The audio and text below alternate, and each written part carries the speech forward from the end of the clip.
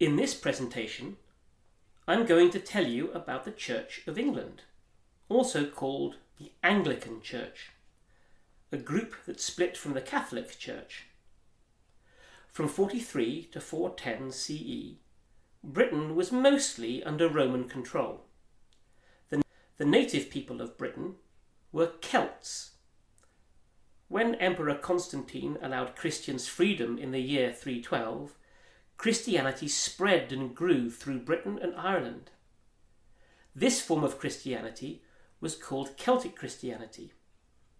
The Celtic Church became famous for its distinctive religious images and big crosses. You can see a big Celtic cross on the top left. One of the most famous figures of the Celtic Church is St. Patrick. Today, he is the patron saint of Ireland. You can see his picture at the top here. The Romans left England in the year 410. In the 5th and 6th centuries, England was invaded by the pagan Anglo-Saxons. Many Christian missionaries came from Europe to teach their religion to the Anglo-Saxons. They brought Roman Christianity and replaced the existing Celtic Church. They were led by Augustine of Kent, who became the first Archbishop of Canterbury. The Church in England was now under the power of the Pope in Rome. You can see Canterbury on the map and a picture of St. Augustine of Canterbury on the top right.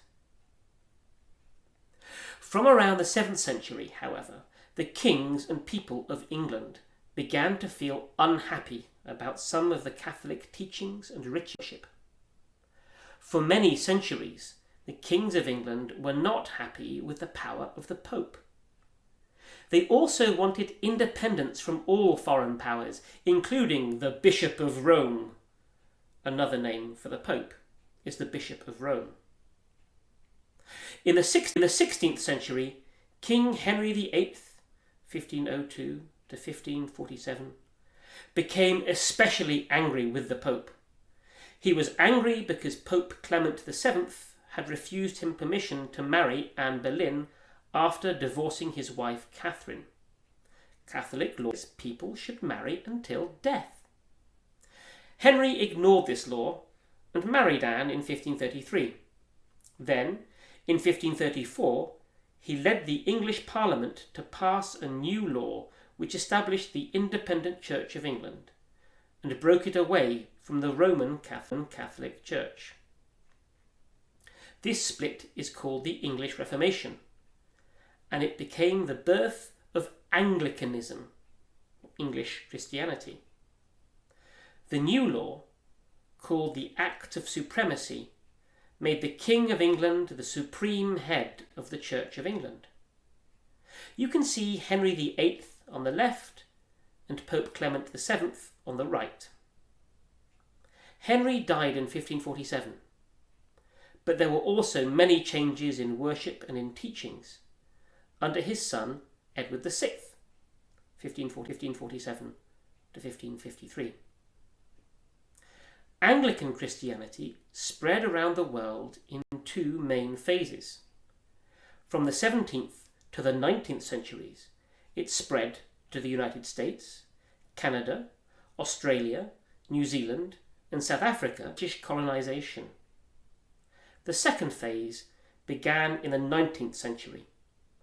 Missionaries were sent from England to establish Anglican churches in the new colonies in Asia, Africa, and other parts of the world.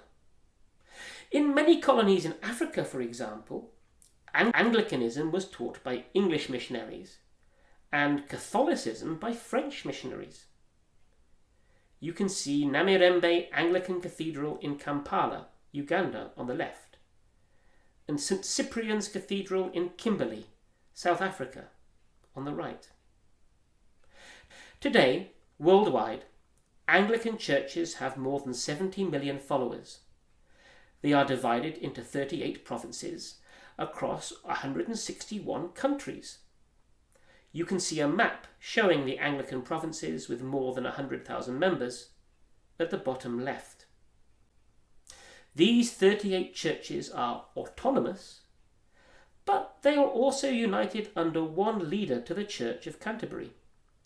This leader is called the Archbishop of Canterbury.